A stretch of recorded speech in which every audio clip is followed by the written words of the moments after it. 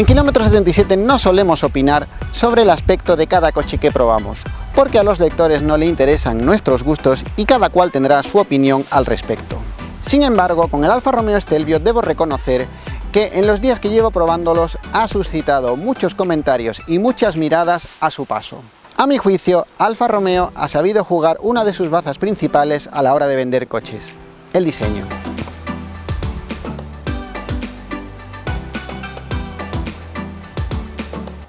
Esta unidad tiene el motor de gasolina de 4 cilindros con 280 caballos, tracción total y cambio automático de 8 relaciones.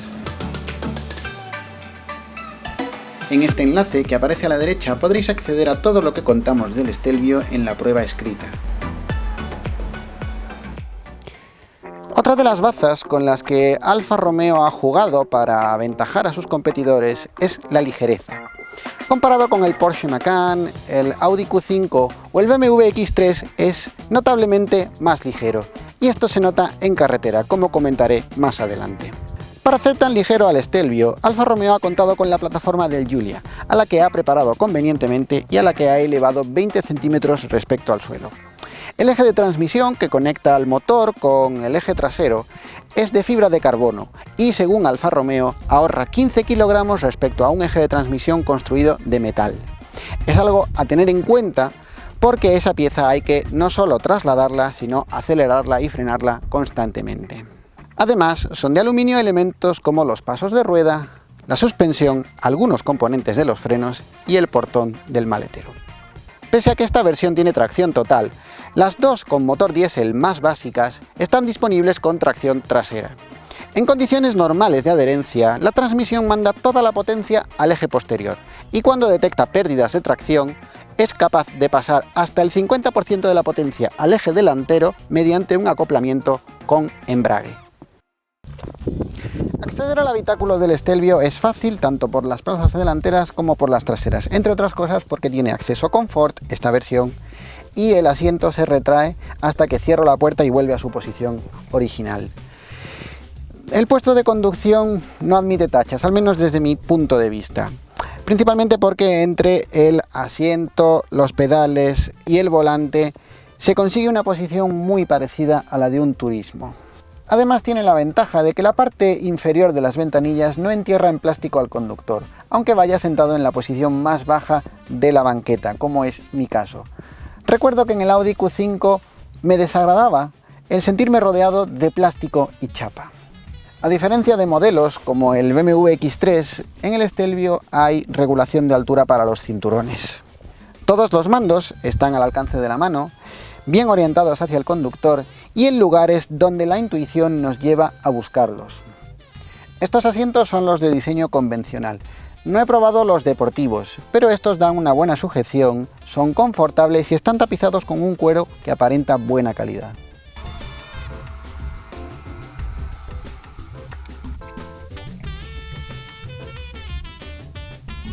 Alfa Romeo ha optado por conservar botones en el salpicadero en lugar de dejarse llevar por las pantallas táctiles. Me parece fantástico.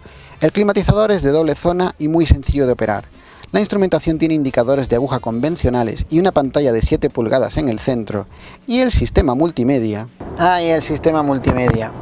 Sé que me la juego si digo algo que es oliviante a los alfistas, pero aquí empiezan las pegas y yo no puedo pasar por encima de los defectos de un coche que, como esta unidad, cuesta más de 52.000 euros. Para empezar, la pantalla es de 8,8 pulgadas, que parece suficiente si se compara con algunas alternativas. Lo malo es que son las 8,8 pulgadas más horizontales de la historia, porque la pantalla es muy baja y muy ancha. Esto implica que cuando se usa el navegador, las indicaciones escritas pasen por encima de la parte superior a tal punto que no dejan ver con claridad la carretera y lo que viene delante.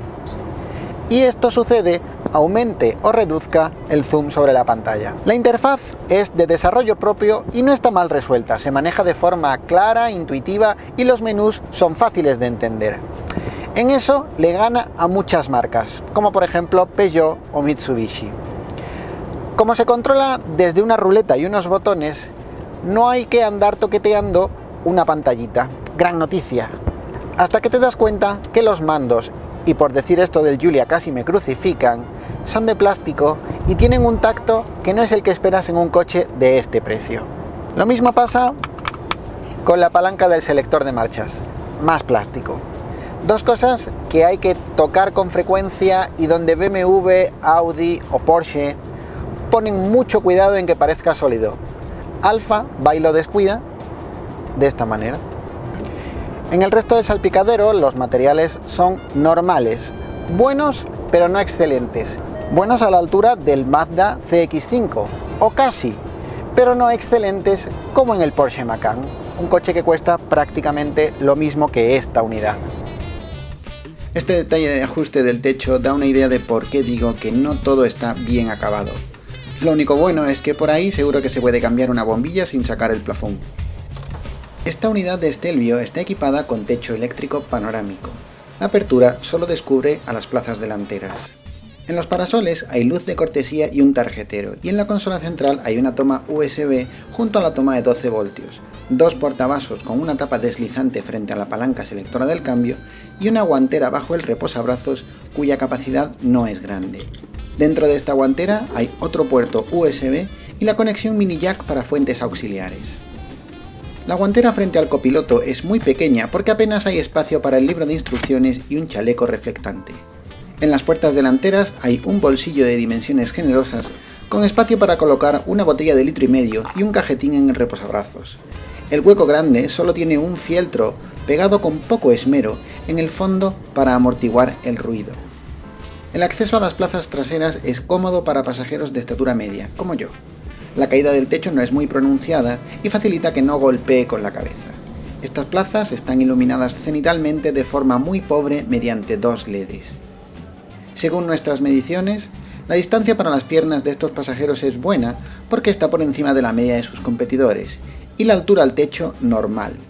Con dos asientos Isofix instalados, en la plaza central trasera no queda espacio para un adulto. Estos pasajeros disfrutan de salidas de ventilación sin regulación de intensidad ni temperatura, además de dos tomas USB adicionales, redes portaobjetos tras los respaldos delanteros y huecos en las puertas de menor tamaño que en las puertas delanteras. Todos los Stelvio, desde el básico, cuentan con apertura y cierre eléctricos para el portón del maletero, sin posibilidad de manejarlo mediante gestos con el pie. Su capacidad, de 525 litros, no es destacable, pero sí lo es que el espacio de carga es fácilmente aprovechable porque las formas son diáfanas y uniformes. El fondo del maletero está cubierto por una tapa rígida que se sujeta de forma poco estética mediante un cordón. Para acceder al espacio donde se aloja la batería hay que levantarla y abajo están los triángulos y el kit de reparación de pinchazos. Si el coche está equipado con altavoz de graves, como esta unidad, pierde un hueco adicional en el lado izquierdo del maletero.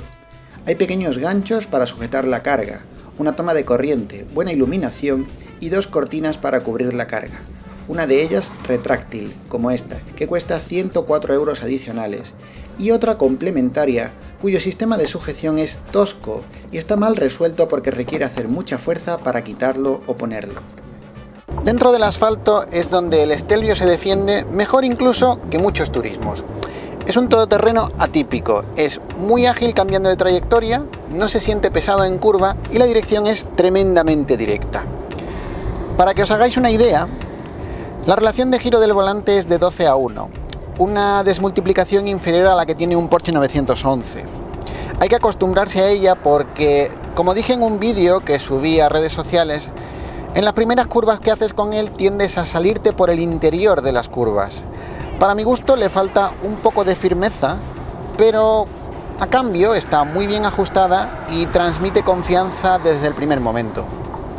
Además se nota perfectamente que el eje trasero es el que manda, el que tiene el reparto de potencia en la mayor parte del tiempo, salvo que haya pérdidas de tracción y entonces algo de potencia pasa al eje delantero, hasta el 50%. La suspensión es de dureza fija y no hay opción de amortiguadores de dureza regulable ni de muelles neumáticos que modifiquen la altura de la carrocería. En este sentido está en desventaja con competidores como el Porsche Macan o el Audi Q5. La suspensión es firme pero no incómoda. Alfa Romeo ha conseguido una capacidad de absorción grande al pasar sobre las irregularidades, sin brusquedades, sin sequedad y sobre todo con un compromiso bueno para hacer del Stelvio un vehículo eficaz en curvas. Ojo a quienes estén buscando una especie de alfombra voladora, como puede ser un Lexus RX. Es diferente, pero también es diferente el tacto de conducción. Este coche es más directo, da más sensaciones. El cambio es automático, de 8 marchas, y debo decir que me ha satisfecho solo a medias. Responde con suficiente rapidez, tanto en uso manual como automático. Sin embargo, al reducir de marchas, a veces es brusco porque produce pequeños tirones propios de la retención del motor. Además, hace una cosa curiosa. Cuando se usa en modo manual, activando el modo deportivo, para reducir de quinta a cuarta o de cuarta a tercera, ejecuta una especie de doble embrague que sin embargo no hace cuando pasas de tercera a segunda. Y bien, hasta aquí el plantel de cosas buenas sobre la dinámica del Stelvio, porque llegó el momento de hablar del motor. En el mundo de la automoción no todo son prestaciones, especialmente si se habla de marcas de coches que presumen de cuore esportivo o de cualquier otra estrategia publicitaria. Con este motor de gasolina de 280 caballos, el Stelvio corre mucho y gasta bastante carburante.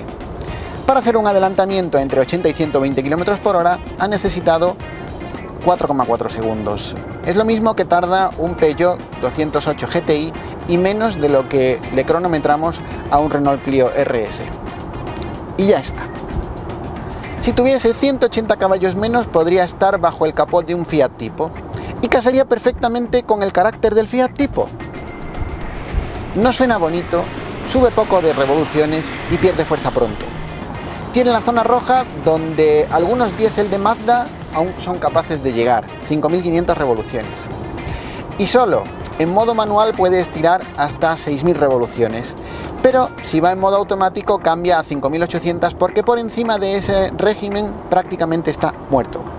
Además es que no es ningún prodigio de suavidad ni refinamiento, que serían otras cualidades por las que podría destacar. Anda, como los motores de gasolina de Mazda.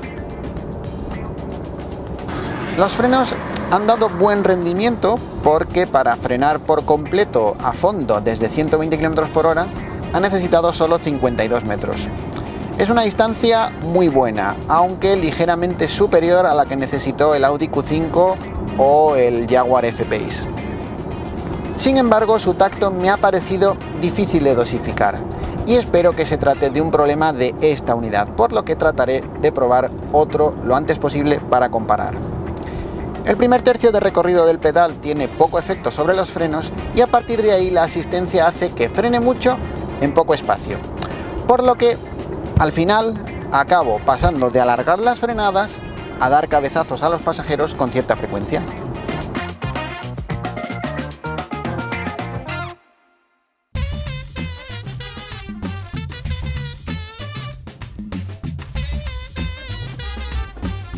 Fuera del asfalto, el Stelvio me ha sorprendido por dos cualidades muy buenas: la sencillez de uso y los ángulos de entrada y salida. No es necesario pulsar ningún botón para activar ningún modo de conducción y avanzar por terrenos resbaladizos o subir y bajar pendientes pronunciadas. El coche lo hace todo y además tiene muy buena capacidad de tracción, que optimiza gracias a que frena automáticamente las ruedas que quedan en el aire. Los ángulos de entrada y salida son buenos porque tiene voladizos cortos, pero la altura de la carrocería limita el paso por zonas complicadas porque roza con facilidad.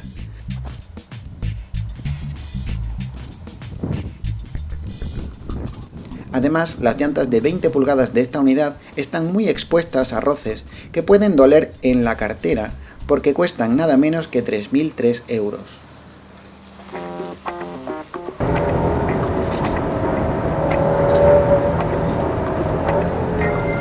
Al final es en una carretera de curvas donde sorprende el Stelvio, y es curioso, porque uno no espera que un todoterreno de su tamaño se sujete, se agarre tanto como este, y que los frenos aguanten tantas veces, tantas frenadas intensas. Os aseguro que antes de grabar esta secuencia lo he probado intensamente en esta carretera y aguantan mucho. Al final llego a la conclusión de que el Stelvio se lleva mejor rápido que suavemente.